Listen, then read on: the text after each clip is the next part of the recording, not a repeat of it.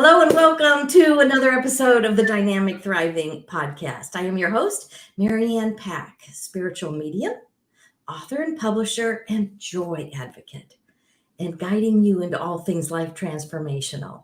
And this is the Unmuted Voices series. And I am so happy to have you watch and visit. And if you're catching the replay, welcome, welcome, welcome. And this is always about people finding their voice after having been muted, maybe for years, maybe from childhood, and how they were not able to express themselves, the truth of who they are, their authentic selves, and then moving into realizing that they could speak their truth, that they could live authentically. And so this show is interviewing guests, and it will culminate into a book anthology for January 2023. So I'm very excited to have my guest today. Kristi Borst is with me and going to share her story. Welcome, Kristi. Hi, Marianne and guests. Nice to see you today. Yes.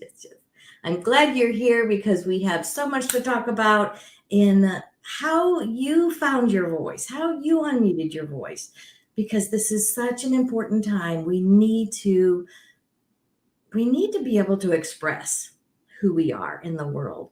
And so when, Kristi, did you realize that it wasn't safe for you to speak your truth or live your truth? Because it's not always just about a vocal thing. It's not always a physical speaking. It's how we're living, how we're expressing life. So I just wrap it all up into that muted voice kind of syndrome, I guess I could say. So there's layers to that kind of awakening process or unfolding process, if you will. That's kind of what I call it, like the lotus flower. We're kind of unfolding. And I don't believe we're ever really done with that process. So, that's part of the thrill, is just what are we going to find as we dive in. But what I have realized in recent years is that when I was just a toddler, I did do physical healing on myself and was told to shut that kind of healing aspect or my healing gift down, which, is multifaceted. It's part of my spiritual soul journey here to kind of see if I could refine myself. But it's also, in that time and place, was out of protection for me as a small child in the early 60s. But what happened, I think, for me and maybe for many other people, is that I was such an obedient child that I shut things down so much that I forgot they were even there. So that whole part of myself was shut down.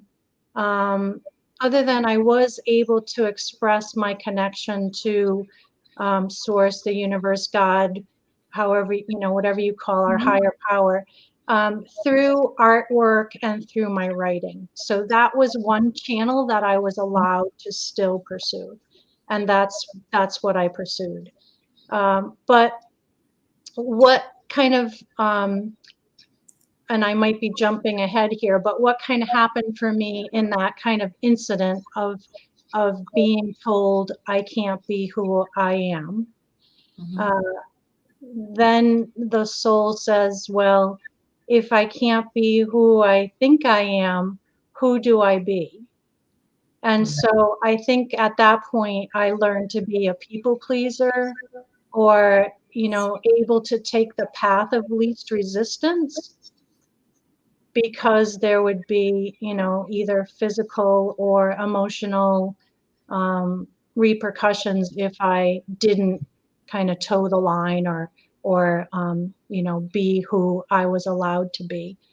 So I feel that really was a big disconnect for me, of not being able to live much of my young years, when you're supposed to be so free and eat free and easy. I didn't have that free and easy until I really became an adult, and really more so in the last 15 years, as I've really kind of found my puzzle pieces and put myself kind of back together. Right. So I usually call them like indoctrinated beliefs, because it's things that we've taken on that were not truth. They were not truth for us. But, just like you were told in your family, you can't do this kind of healing. You can't be this spiritual person, this connection to your higher power in that way. So you take on these indoctrinated beliefs that I can't be this person, that limits you. So what were some of those kinds of things? What were those beliefs that you took on, whether they were actually said to you Mm-hmm. as this is how we do it in our family or our religion or our culture or our, whatever, because they come from so many different places. Sure. So what were those indoctrinated beliefs that really made you hunker down and pull in and play small? So I think probably the biggest one was totally nonverbal. And that was that 3-year-old saying to herself, not knowing, this bigger spiritual aspect of things, or even that I was being protected in some way, or allegedly, right? Even my daddy, who's my, prime love, cannot love me as I am. Yeah. Mhm. So that was really maybe an underlying belief. And I like to spell belief with small b, small e, capital LIE, small f, Mhm. because, these beliefs, they do have lies in them. That was never really the truth, but that was how it impacted me. So I've always been kind of comfortable to be by myself. Uh, so I think it kept me from really being a joiner in any kind of sense of a way, because I did feel like I didn't really know who I was, because I was kind of, just trying to, I don't know, maybe in some way just trying to survive in a world that seemed so much less sensitive than how I experienced it. Um, I think the other kind of indoctrination was these shoulds of, you should treat someone, treat your elder a certain way, even if they're not treating you that way. Mhm. So that's been really something that's taken a while to really even see, Right. that when we're in these programs of should, we don't necessarily even consider what is best for us or what we want to do. Right. And sometimes, we don't even know what we want. I mean, it's been kind of squashed out of us enough that we don't even know how to evaluate what do we want. Because we've been told so many times, you're not supposed to want this. You're not supposed to be this way. For me, it was my religious indoctrination that kept telling me how terrible I was, and what an innate sinful person that I was. And there was no way to get this out of me. And so, I understand that. And I love that you talked about that, belief or believe with the LIE. They are lies. They are not who we are. Um, so, how did having to mute your voice, even from this young, young age, how did it affect other parts of your life, like your relationships? And as you grew older, maybe your health or your finances or your career choice, college, how did it affect that?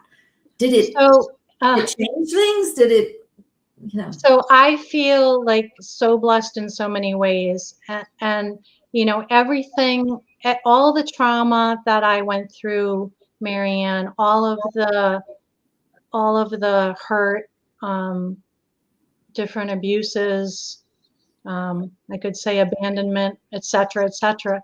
they are all gateways for me now in the work that I do. So everything has its value.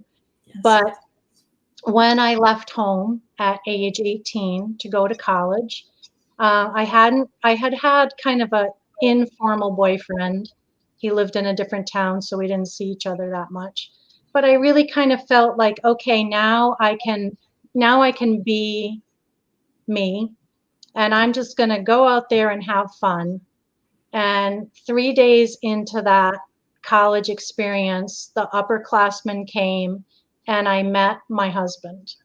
And when I met him, I had like one of the first intuition or spirit guidance or, higher self moments where I heard or knew inside of me the words, he's the one. And this person loved me unconditionally and has loved me unconditionally for all of these years. So um, I have that beautiful relationship, which has been so healing for me and helped me work through a lot of the stuff that I went through. But one of the things that I did realize was I knew how I didn't want to be treated. I knew what relationship I didn't want, and I knew my worth somehow from a very young age. So when I went to seek a job after my college was done, I went to interview and the person offered me, what I thought was a low amount. And I said, I won't work for less than X. And he said, well, you think you're something, good luck. And I did end up getting that amount. So I think in that way, um, it almost like instilled in me a little bit of a warrior, like WARRIOR, just of being a self advocate of what my value is, of what my worth is, if not to anybody else, to myself. That's And amazing. you talked earlier about not knowing what you want.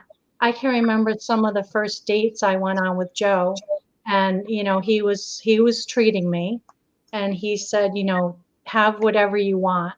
And I was paralyzed looking at that menu and trying to decide, what do I want?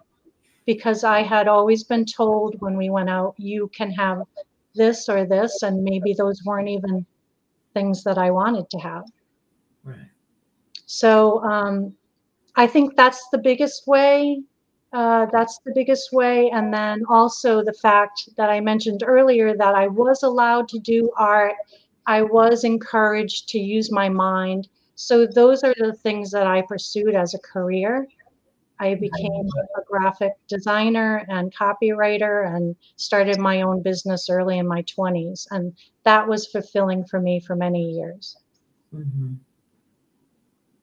So when did some of those aha moments start?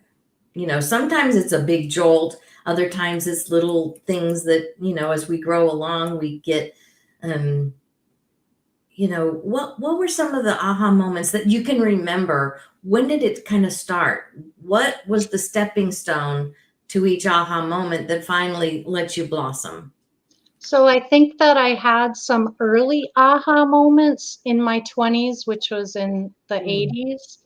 And then I believe that it was time for me. I was actually being called to be a mom. mm, And I think at that point, I kind of went back into, not thinking of things spiritual, being more, kind of nuts and bolts, 3D reality, living life. And I believe that that is so that my daughters could have a very non woo woo childhood, if you will.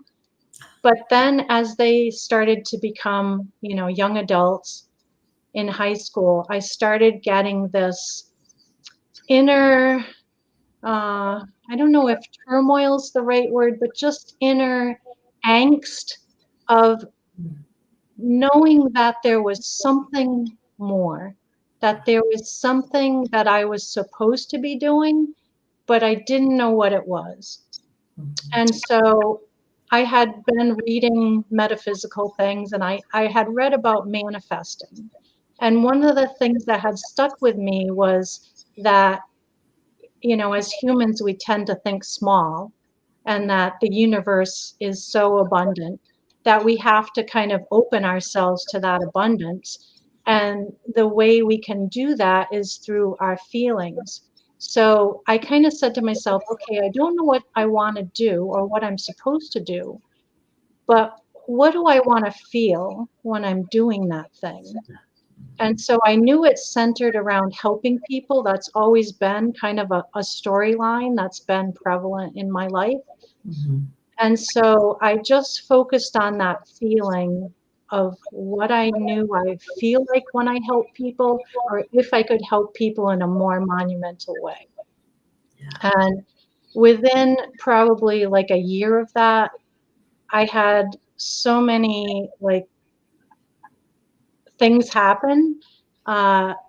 Spiritual messages. One thing was an eagle that came. Uh, that's a little bit of a long story. I don't know if you want me to tell that or not. I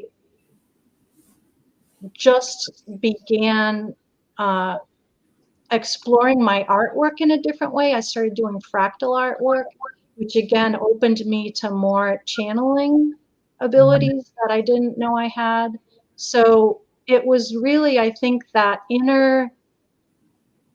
inner self kind of saying, hey, knock, knock, knock. There's more here that you haven't looked at. Look inside. Look inside. Look inside. I love it. Absolutely. Yeah, our inner being is always calling us to be true to who we are. Sometimes we just are sidetracked and don't hear it, or, all that indoctrination or whatever we've heaped on ourselves, or allowed others to heap on ourselves, become that people pleaser, become that compliant person that does all the shoulds that we should do, that we miss out. And but our inner being never stops calling us to more life. And I think that's it. Even for me, it was like, um, I knew something had to shift. I knew there had to be something more. My spiritual walk, my life should feel happy, because I love that you brought up that it is so much around feeling. Um, because we're meant to feel good. We're meant to experience as much joy as possible.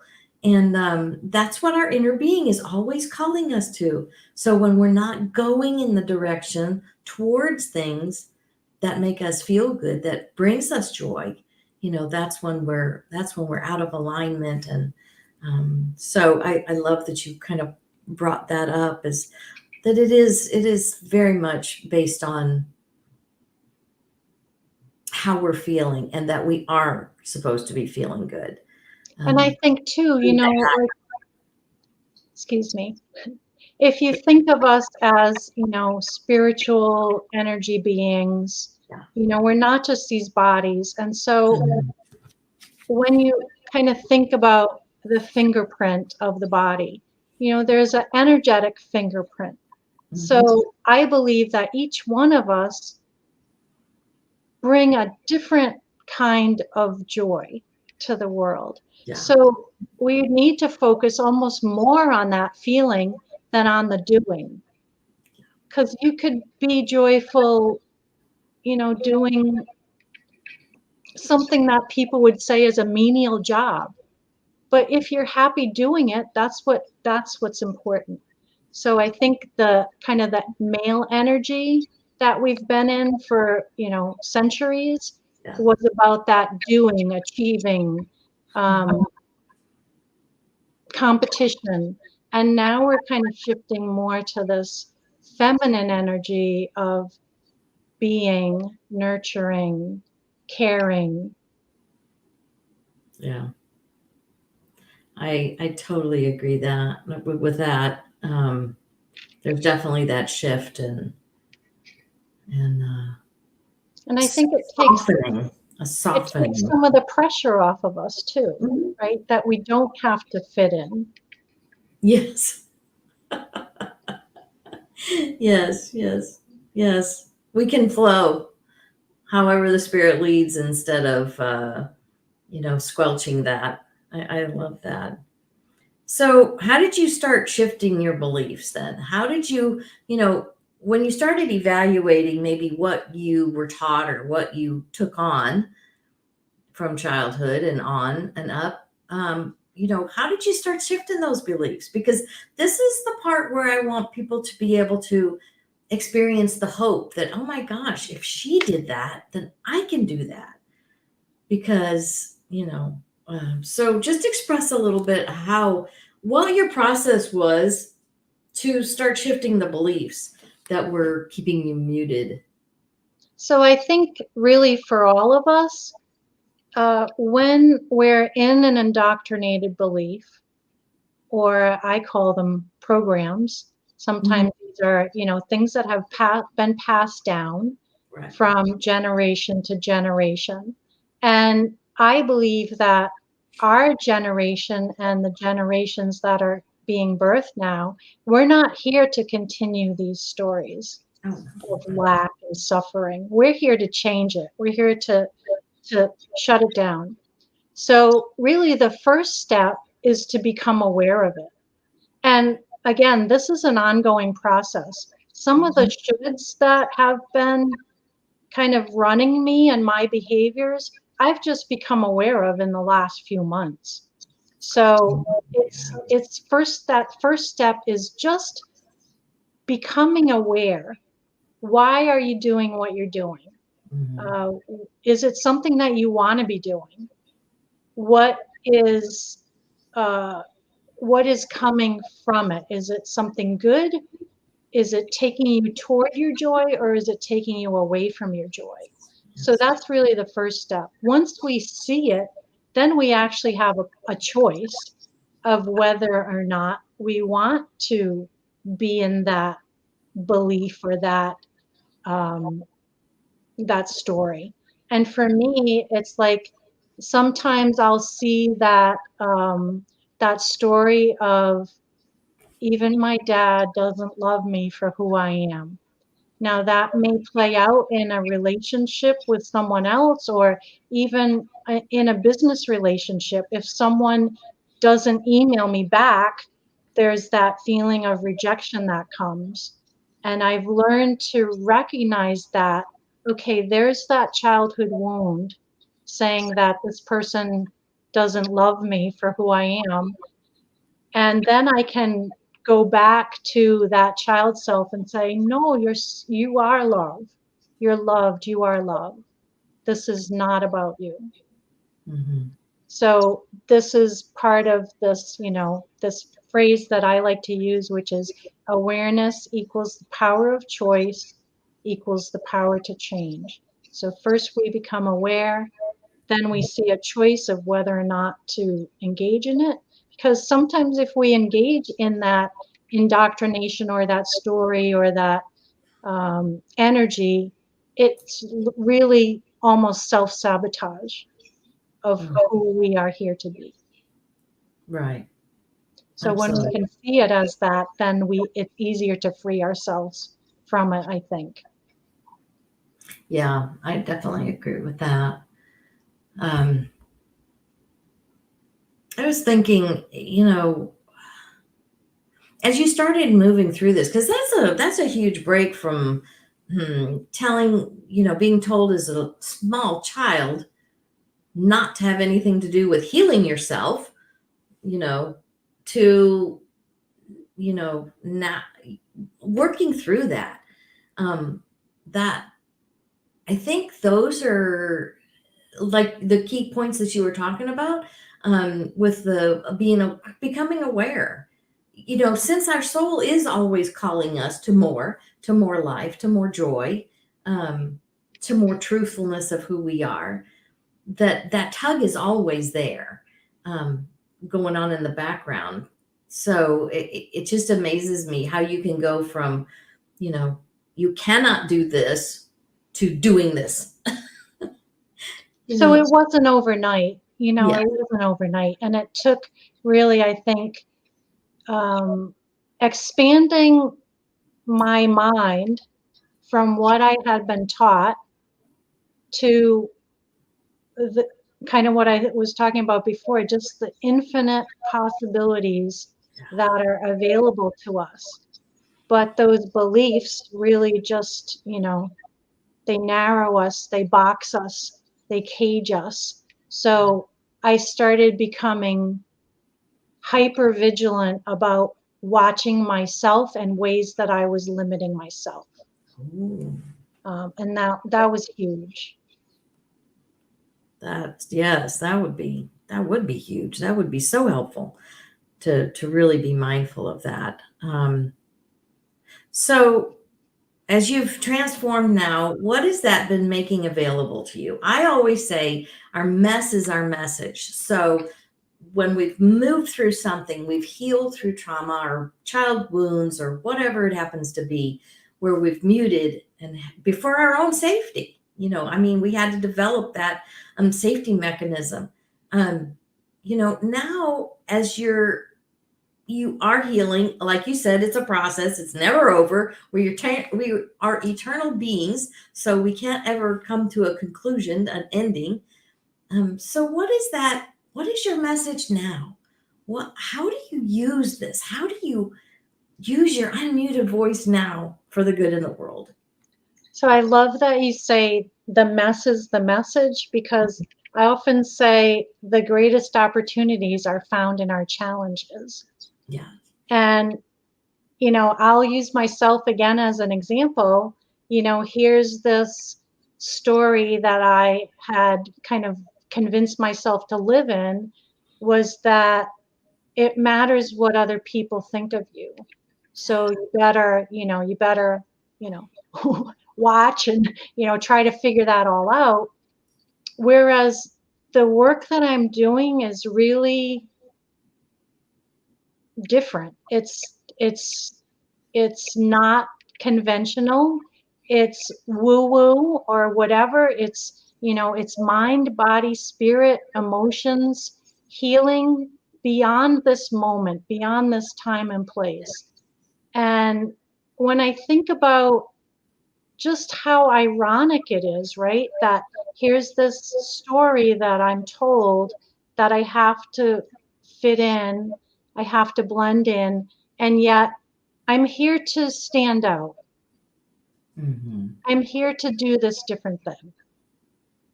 And the work that I do is almost effortless when I go to that space of just being myself. Yes. Yes, yes, yes. Yes, and I think that's because that again, we're aligning with the more life that our soul is calling us to. So it can be effortless, it can be easy, it can be flow. It doesn't have to be push, push, push. I'm going to do this project. Um, because it's a relaxed, joy, appreciation, living your truth should make you feel relaxed. That should be your indicator of saying, I'm on the right path. Right. If it's a struggle, if it's a fight, if it's you know, always striving, it feels so bad. You've got to know that is totally in a disalignment with who you really are on the inside as your inner being. So So oh, go ahead. sorry. No. So I like to kind of um, encapsulate the work I do. Um, I have my business, I call it Healing Resonance with Kristi Borst, because again, that's kind of expressing that there's this innate energy that's coming through me as me that Yes. can allow people to um, accelerate physical healing, calm the mind, soothe the emotions, and expand that spiritual awareness of themselves. And early on in doing the work, the process came through to me as perspective reboot. So it's almost as if, the computer's kind of not working right. So you shut it down, you reboot it. You said perspective reboot? Yes. Oh, gotcha. Okay. Yeah. That is good, because we definitely do need our perspective reboot. Sometimes kicking the A literal boot. I don't kick anybody. Yeah, I got that. But I definitely I do like that. I like that perspective reboot idea, because it just It's that light bulb, right? Yes.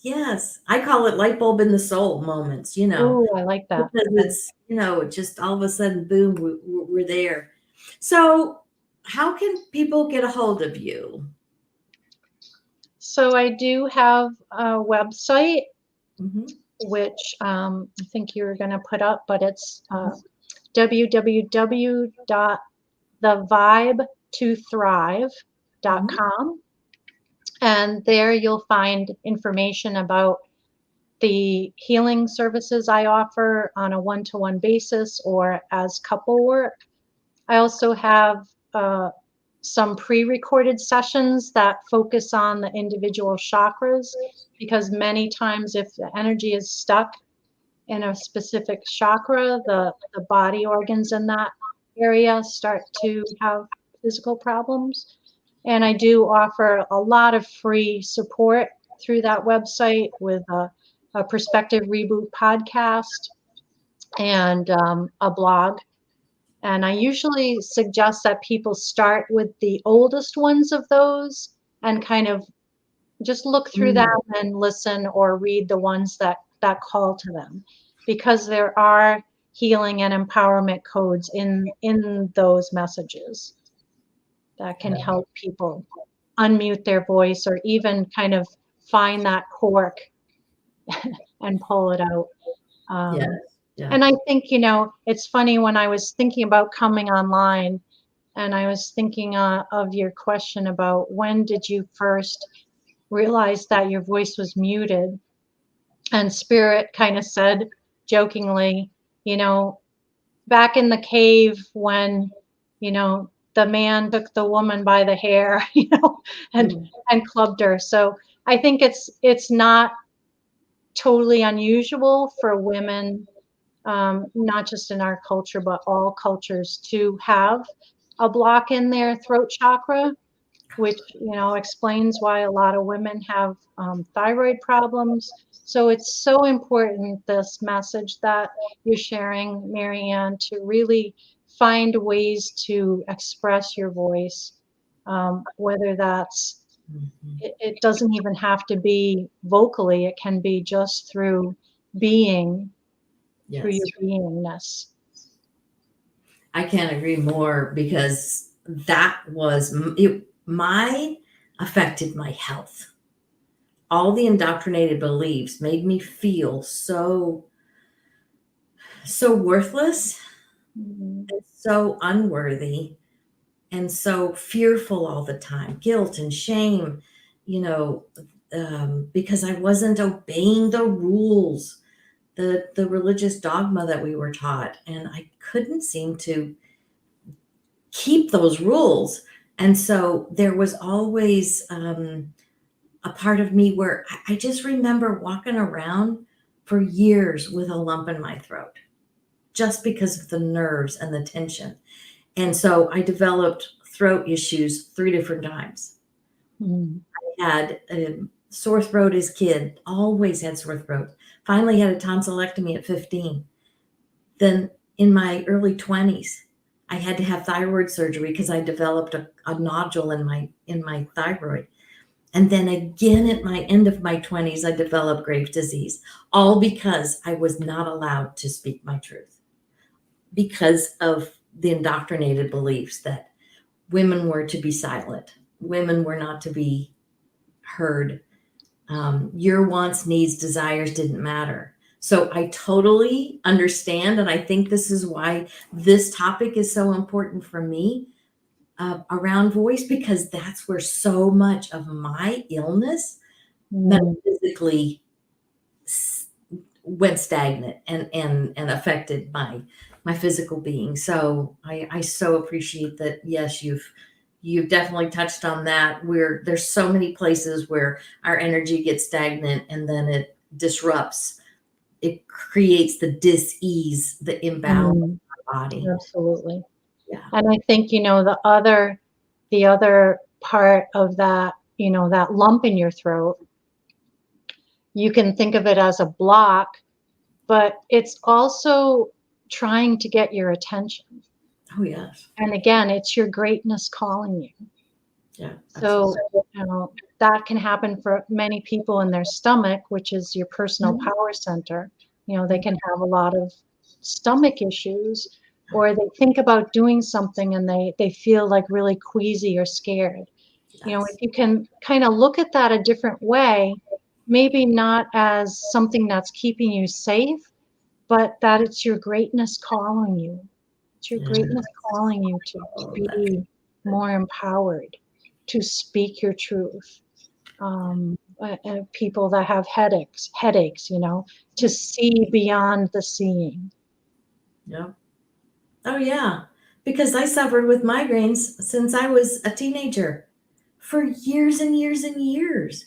I was on so many, just so many body parts missing now because of surgeries, because of the disease that I created in my body. I always tell people I'm surprised I don't rattle when I walk because I have so many parts missing, and so I totally understand this. This is just so right up my alley as far as knowing that, because now I feel really good. Well, right, because your body doesn't have to be trying to tell you Mhm. what's wrong. These illnesses, they're not random. Yeah. It's trying to communicate, and we just haven't been taught the language. Yes. Yes. We've Yeah. been When I taught to found. suppress it, right? We've been Yes. taught to cut it out, Yes. take a pill, tone it down, but we need to understand what it is, and that's part of what my gift is helping people understand what is the language of the pain or the disease in your body.